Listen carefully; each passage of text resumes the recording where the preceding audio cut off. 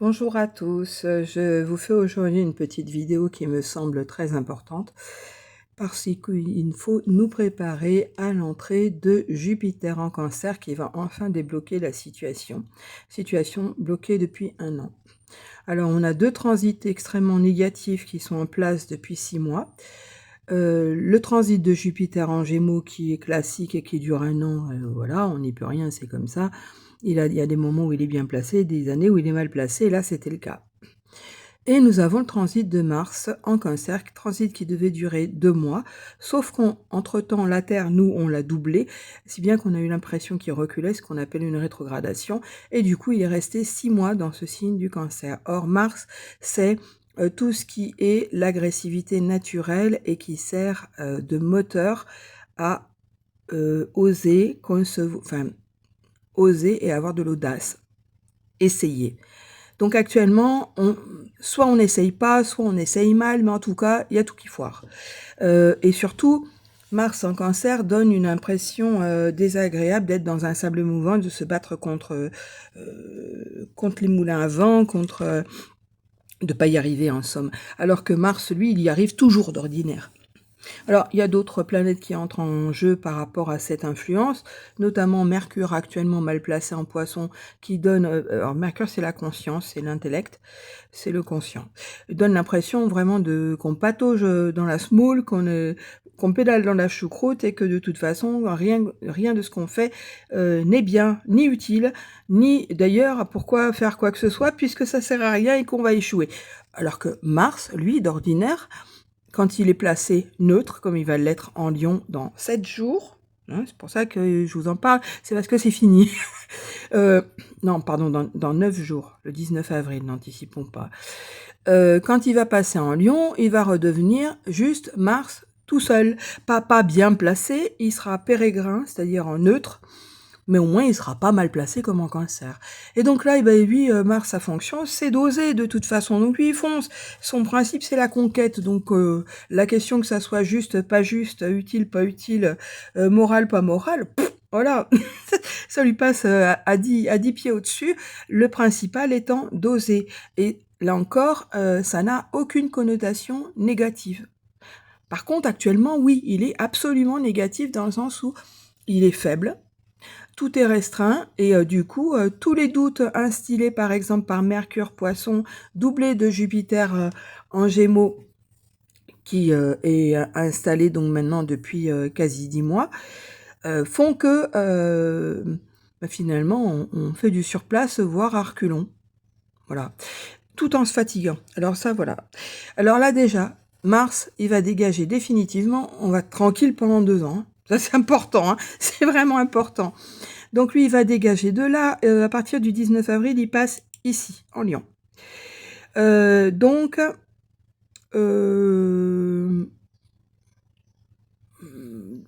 là déjà, oui, j'étais en train de réfléchir qu'il allait faire un trigone à Neptune, qu'il allait faire aussi des aspects aux planètes rapides que sont Vénus et Mercure. Enfin bon, ça c'est secondaire. Ce qui est super important, c'est que Mars va sortir des sables mouvants. En très gros, c'est ça.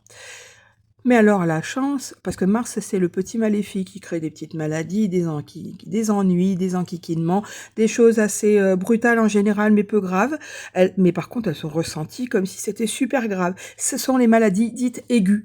Voilà. Alors que vous avez Jupiter à côté qui lui est mal placé là et va arriver en Cancer. Alors, il arrive le 10 juin. Il faut être prêt. C'est important d'être prêt parce que ça dure qu'1 an. Après, il va falloir attendre 5 ans qu'il soit là. Parce qu'il fait 1 an par signe. Donc 1, 2, 3, 4 ans d'attente. La prochaine position favorable sera en Sagittaire. Donc il faut vraiment être prêt parce que là, ça va pleuvoir. Le principe de Jupiter, c'est d'être le grand bénéfique. Il apporte de la chance en barre dans tous les domaines. L'immense problème, ça va être le triage. Le problème qui va se poser aussi, c'est que comme on a été frustré depuis 6 mois, plus les 6 mois précédents à cause de Jupiter, on aura tendance à sauter sur la première occasion. C'est une grande erreur. Il y en a plein qui vont se présenter, mais vraiment plein, dans plein de domaines différents. Par exemple, Jupiter rend très très très fertile au niveau des enfants, il peut y avoir une naissance. Les gens qui sont pas en âge d'adopter peuvent très bien adopter en âge d'avoir un enfant, peuvent très bien adopter un animal. Ça se présente de la même manière. Jupiter en Cancer est très axé famille, donc et foyer, et aussi carrière. Donc, il peut amener du renouveau dans le travail, des promotions, plus de sous, une nouvelle maison, des contrats, enfin vraiment, et tout en même temps. Donc, il va falloir que vous soyez attentif à vous-même. Qu'est-ce qui est priorité dans votre vie, en fait, hein, parce que tout le monde n'a pas envie d'avoir une super carrière, par exemple. Pour des gens, les quatre angles sont la personnalité, l'ascendant, le milieu du ciel, la carrière, le fond du ciel, le foyer, et les bases, et comment dire, avec une dimension de transmission, de valeurs héritées de la famille. Voilà, donc une forme de moralité bienveillante, hein, c'est pas... Voilà, mais qui est à l'opposé d'une carrière où il faut se battre tout le temps, par exemple. Et vous avez aussi le descendant, qui est l'autre, les autres, s'occuper des autres. Alors ça peut être le conjoint, le partenaire, quelqu'un avec qui on est en contrat, ou tout simplement d'autres personnes que vous-même qui êtes ascendant. Alors en général, les gens hésitent entre soi-même, la carrière et son foyer, parce qu'ils ne s'occupent pas souvent des autres. Bon. Et là, on a Jupiter qui va arriver en Cancer. Alors, Jupiter est déjà prolifique, mais alors, très très prolifique. Il donne là, si vous voulez, il va s'actualiser à chaque passage lunaire en favorable. C'est-à-dire qu'il y aura de là, ici, de cette position ici, on va prendre pour repère la maison 9. On aura la Lune qui va se faire là un sextile. Elle fera un carré, mais il sera bénéfique ici. Elle fera un carré bénéfique parce que Jupiter sera bien placé. Elle va se positionner, elle sera mal placée là, ici, en Scorpion, mais elle fera quand même un trigone à Jupiter. Elle va relancer les choses, même si c'est de façon négative. Ensuite, là, elle sera en opposition. Ça va relancer aussi parce que Jupiter sera positif. Ensuite, nous avons le deuxième trigone, le deuxième carré, le deuxième sextile. Tout ça en un mois. Et ça va être comme ça tout le temps, pendant un an. Donc, il va falloir être prêt parce que c'est pas qu'il faille pas louper des chances, mais moi, par exemple, j'ai le Jupiter à 0,50 là, pile poil là, ici. J'ai pas intérêt à me louper, hein. Voilà. Parce que moi, le transit, il va être relativement court. Il va durer un mois grand max. Voilà, pour moi, hein, pour être favorable, dans mon cas, à moi précis. Après, tout dépend de votre position à vous, des planètes, sur quel signe, sur quel degré des signes elles vibrent exactement. Moi, ça vibre beaucoup au degré 1 et au degré 0. J'en ai 1, 2, 3 de placés comme ça. Voilà, sur 10, donc c'est beaucoup. Donc là, voilà, mais de toute façon, il n'y a pas besoin que ça dure longtemps, hein, parce que c'est une échéance tellement énorme que là, c'est fait pour durer longtemps. Le transit de Jupiter est de 12 ans. Donc, vous comprenez que quand il arrive en signe positif, c'est important. Surtout qu'il arrive après un signe négatif où on a eu l'impression qu'on était bon à rien. Alors, Jupiter en Gémeaux, ça donne... Le Gémeaux, c'est le signe de Mercure, et Mercure est en Poisson, qui est le signe de Jupiter. Donc, il y a ce qu'on appelle une réception mutuelle. Mais ils sont tous les deux mal placés, donc c'est franchement pas génial, surtout à cause de Mars. Parce que eux, tout seuls, à la limite, bon, c'était pas... ce sont des planètes qui ne sont pas très très méchantes, quoi, puisqu'elles sont... Il y en a un qui est le grand bénéfique et l'autre, il est... c'est un rapide, il n'est pas associé à quelque chose de négatif, il est associé au commerce et aussi au vol. Et là, on est à fond dans le vol, dans le bluff, dans tous ces trucs-là, dans des négociations qui sont vraiment pas honnêtes, dans la malhonnêteté en très très gros, là, on est en plein dedans, quoi. Et là, tout d'un coup, on va repasser à une bonne morale familiale, du bon père de famille, et où toutes les chances vont pleuvoir. Donc, il faut vraiment être prêt, c'est important, et vous avez 2 mois. Alors, pendant 2 mois, vous devez essayer, mais ne pas signer, surtout ne signez rien.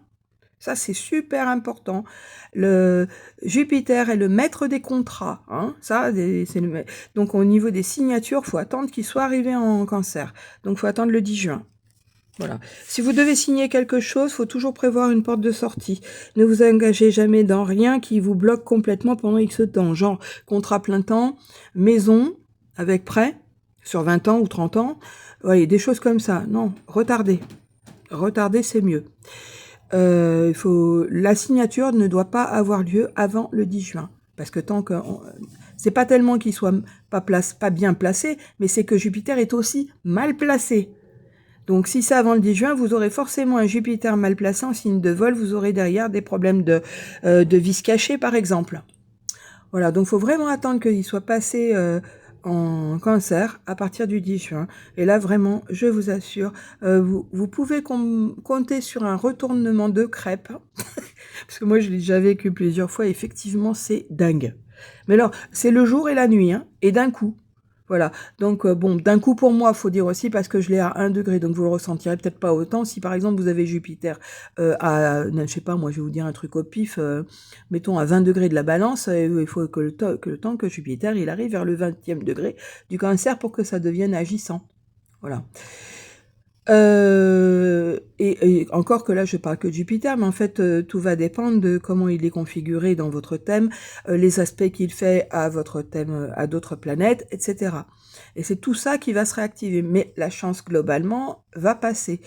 C'est un moment à ne pas rater. Jupiter représente les grosses affaires. Hein. Là, on n'est plus sur le petit commerce de Mercure. Là, on est sur les gros trucs. On est sur la finance. Voilà. Et donc... il va devenir très protecteur à partir du mois du 10 juin, pardon, j'ai perdu mon latin. Voilà, donc je voulais vous prévenir de la chose parce que là, ça y est, ça va enfin bouger. Et ça va correspondre à peu près, vous voyez, à la fin du Covid. On croyait qu'on n'en finirait plus, bah là voilà, hop, et tout d'un coup, pouf, tout était terminé. Et ben voilà, ça va être exactement pareil. Au niveau de la sensation, ça va être ça, on va retrouver un sentiment de liberté. D'ici là, le problème c'est que Mars en Lion va faire des cabrioles, hein, il va ruer, il va se redécouvrir, il va dire comment ça, on m'a empêché pendant 6 mois de bouger, et comment, et gna gna. Donc il va être un peu violent, quoi. Hein. Faut pas s'en affoler, laisser faire, laisser tomber. Ça dure pas longtemps, d'ailleurs il va arriver en Vierge très rapidement au mois de juin. Il me semble. Il faut que je vérifie, mais bon, il va pas rester longtemps en Lion. Le principal, c'est qu'il se dégage du Cancer. Voilà.